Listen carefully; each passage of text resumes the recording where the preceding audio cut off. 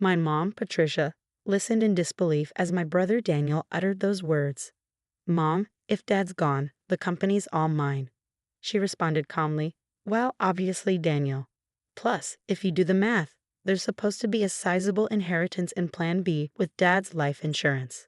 We could live large for a while. It's like a bonus, huh? Got to thank our absent Dad." I felt like I was about to explode with anger. What was wrong with these people? This was unforgivable. I couldn't let them have their way. Just as I was about to yell, I got a call from Dad in the hospital. This story goes back a few months. My name is Christopher. I'm a 33-year-old architect working at a design firm. I moved out of my family home and now live alone in a nearby condo. Being single is a little lonely, but I love my job and live a fulfilling life every day. Today is a day off, and I had plans to meet with my dad, James. "Ah, Christopher, how have you been?" Dad showed up for our meetup with his usual warm smile on his face. "Dad, long time no see. Have you lost some weight? Running a business must be tough work. Keeps me busy, but I'm doing well. Let's get going." I occasionally meet up with my dad like this to catch up over a meal. Today, Dad invited me to join him for some volunteer work. We're at a small children's care facility on the outskirts of town. "Hello, Mr. Smith." "James, Christopher." "Hello, and thank you for coming today."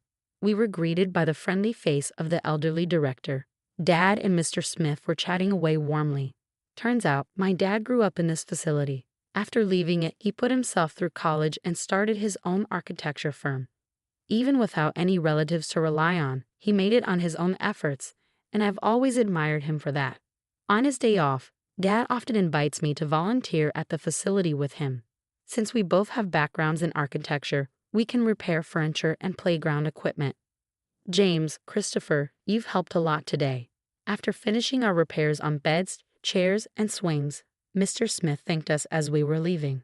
I felt good about making a difference, and for Dad, visiting Mr. Smith, who's like a father to him, must be important. As we strolled side by side, contemplating where to grab a bite, a sleek black luxury car pulled up next to us. The window rolled down, and out popped my mom. Behind the wheel was my brother Daniel. "Well, well, look who it is, back from the care facility again," Mom said, her tone dripping with sarcasm. "It's embarrassing to have a dad without parents. Can we stop this already, Mom?" "Let's go," my brother spoke, chomping on his gum. I wanted to retort to tell him that he should be the embarrassed one, an adult with no stable job and dyed hair. But I held back. There was no point in saying anything to these people. It would be a waste. "Daniel and I are going to dinner. You two can grab some fast food and don't forget to fold the laundry, all right?" Patricia, my mom, responded without waiting for a reply. Without another word, she rolled up the car window, and they drove off. Dad and I just watched them go, saying nothing.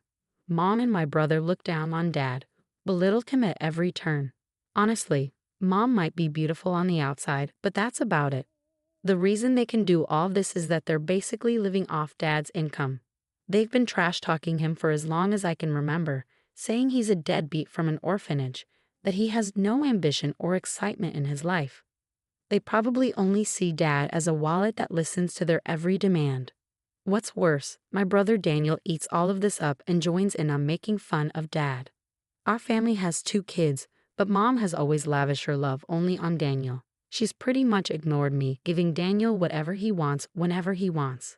Thanks to that, Daniel still clings to Mom like a child. Even in his 30s, he still calls her mommy and lets her dictate even what he wears and eats. When I heard that Mom accompanied him to every driving lesson, I was floored. I said to my dad, breaking the silence, "Isn't it hard living with those two?"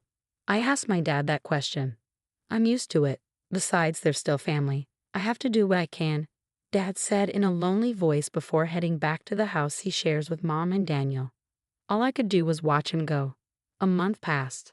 I got a call from Mom saying that Dad had collapsed, so I rushed to the hospital. Dad, who looked even more fragile than a month ago, responded, "I got some tests done, and they found cancer. Apparently, it's pretty advanced."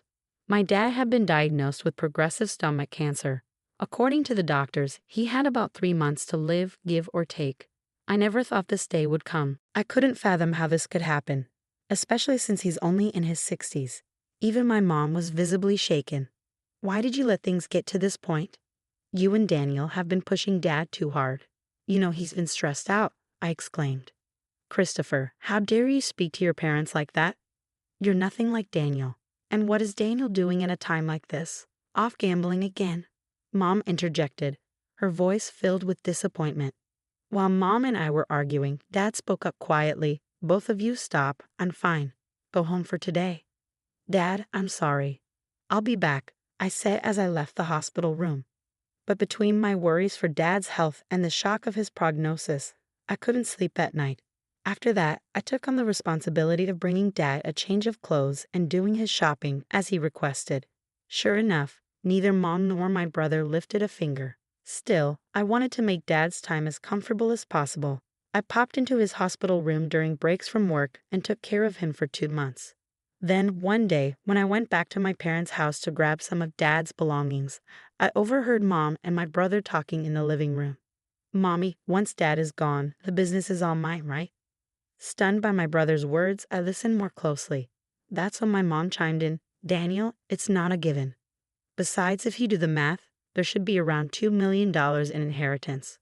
Wow, that's awesome. Maybe I should buy another car. Why not? You'll be the company president, so you should drive a nice car. Thanks to his life insurance, we can live a little lavishly for a while. It's like a bonus. Got to thank Dad for not being around, Mom said casually. I felt like I was going to explode with anger. What kind of trash were these people? Unforgivable. I couldn't let them get their way. Just as I was about to unleash my anger, I received a message from Dad. Christopher, can you come to my hospital room alone? I managed to contain my emotions and went to see my dad. He had lost even more weight recently and his complexion looked bad. Christopher. Thank you for always being there, I said to my dad as I sat next to his bed. What are you talking about, Dad? Just tell me what I can do to help. I replied, trying to keep my voice steady.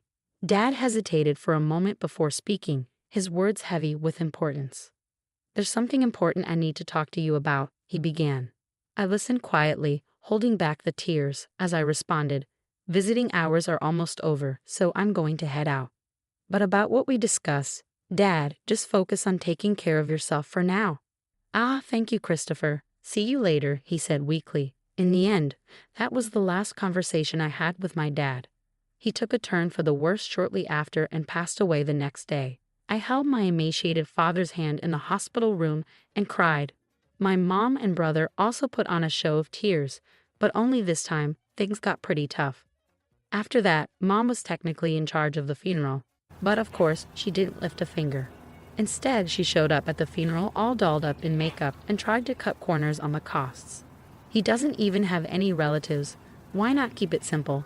Dad's co-workers and business associates are coming to the funeral. Don't embarrass us with that kind of talk, she remarked.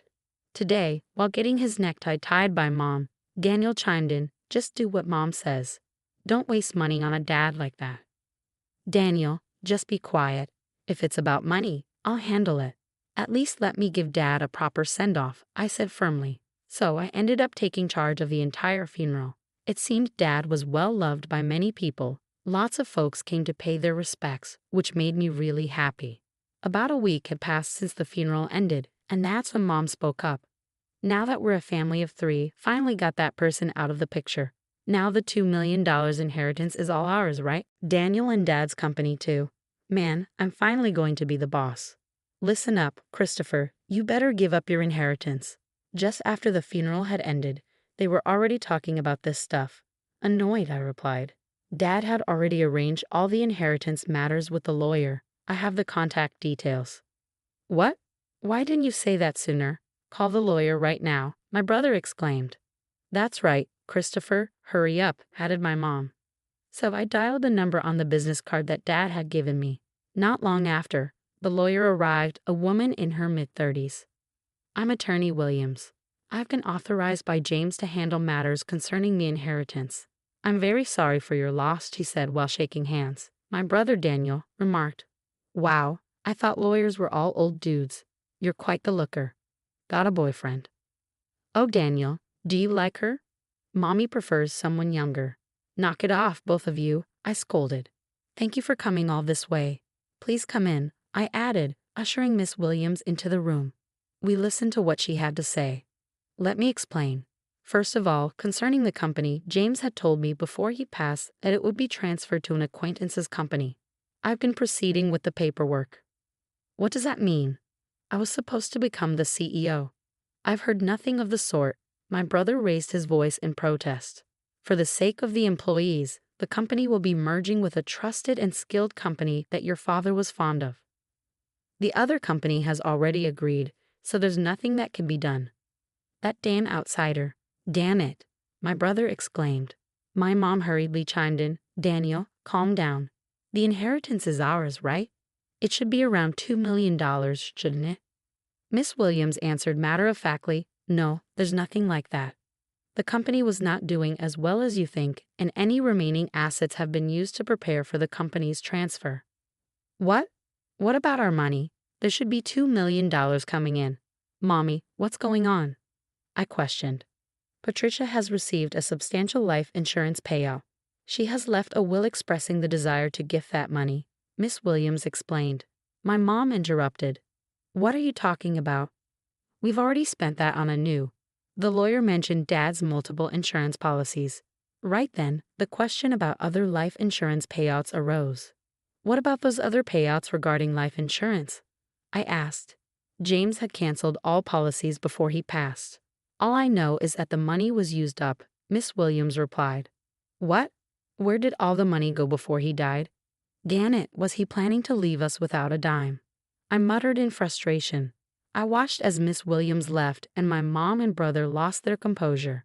As she left, she said, It's tough, isn't it? All I could do was give her a forced smile in return. Later, I looked up at the night sky, recalling the last conversation I had with my father while walking. Christopher, would you take over the company if I die? There might not be much in assets, but I should be able to leave you at least the insurance money. There should be enough of that, Dad had said. What are you talking about, Dad? You were the only one in the family who was kind to me. I wanted to leave something for you, at least, Dad. I respect you for building the company from scratch with your own hard work. I want to make it on my own too. I don't need the company or the insurance money, but if there's any inheritance left, I want you to use it as you wish. I'll help in any way I can, I had replied. Christopher, thank you. Thank you, Dad had said with gratitude. As I continued walking, I realized I had arrived at the facility, despite it being night. Mr. Smith was in the yard, and when he saw me, he ran over in tears. Christopher, James passed away so suddenly. He told me not to come to the funeral.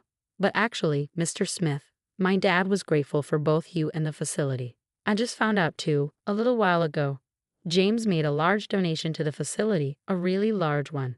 Now we can buy the things the kids need. We might even be able to renovate. Thank you, but I wish James could have lived. I wish he could have been. While comforting the tearful Mr. Smith, I found myself crying too. Looking up at the starry sky, I whispered in my heart, Dad, you did it. You really did it. A few months later, I had occasionally met with lawyer Miss Williams to handle the intricate legalities of transferring the company and settling the estate. This was to be my last meeting with her. After expressing my gratitude for her support, Miss Williams offered her condolences once more, comforting me in a considerate manner. As I was seeing off Miss Williams, I thought about how I might never see her beautiful face again. She was such a kind and gracious person. Just then, as I was waving goodbye, a familiar car pulled up beside Miss Williams, and out jumped my brother wielding a metal bat. Ah, hey, what the heck are you doing?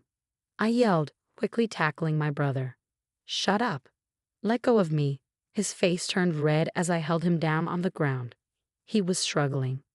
Were you trying to attack Miss Williams? What's going on? What's going on? I demanded. Because of her. I didn't get the company or the money. It's her fault. Damn it. That's ridiculous. This isn't Miss Williams' fault, I responded. I had thought he was foolish, but this was beyond anything I'd expected. While shielding a trembling Miss Williams, I called the police. Inside my brother's car, not just a bat, but also a rope and a stun gun were found. Clearly weapons. He was swiftly arrested. When our mother found out, she fumed, You'd send Daniel to jail, your own family. How heartless. I replied calmly, I no longer consider you or him family. My only family was my late dad. I'm cutting ties with both of you." Mom was still ranting, but I ignored her and cooperated fully with the police investigation. I later found out that my brother had also been repeatedly harassing Miss Williams online, making vulgar comments and slandering her. Threats had even been made, and the police were in the process of identifying him. My brother was sentenced to jail for his attempted attack on Miss Williams. She also sued him in civil court for defamation, and he was ordered to pay damages too. Please take every penny he has if that'll make him reflect on his actions. I'm truly sorry for all this, I said upon my apology. Miss Williams gave a faint smile and said, "I'll do just that. Thank you for saving me from a dangerous situation. From now on, I hope you at least find happiness, Christopher." Several months later, when spring arrived, I found myself at Sakura Garden. Today, it wasn't for volunteering, it was a business meeting. Thanks to the funding from my father's donation, the aging facility was planning a renovation. Mr. Smith had approached me for the architectural design. I initially declined, citing my inexperience, but Mr. Smith was unyielding. James always proudly said, "Christopher will become an exceptional architect. He's already surpassed me. We can do this because of James. I'd really like for you to take on this project, Christopher," Mr. Smith insisted. With sentiments like that, how could I say no? I wanted to create a wonderful building that brings even a small amount of happiness to the kids and Mr. Smith. I'm sure my dad would have been proud of that. As for my brother, well, he hasn't changed even after his sentencing. Actually, he's become even more irresponsible. Though he avoided jail due to probation, he still begs our mom for money daily, starts drinking in the afternoon, and gambles away what he borrows. My mom is being pushed around by my brother every day.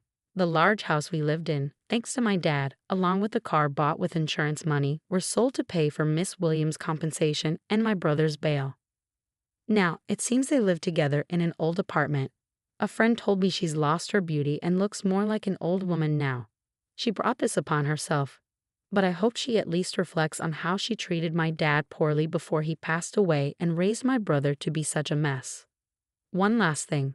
I'm going to marry Miss Williams, the lawyer, soon. She told me in confidence that she felt attracted to me after I saved her from my brother's violent behavior. She's a bit on the serious side, but I really love her for her kindness and dependability. From here on, I aim to work hard and be like my dad, building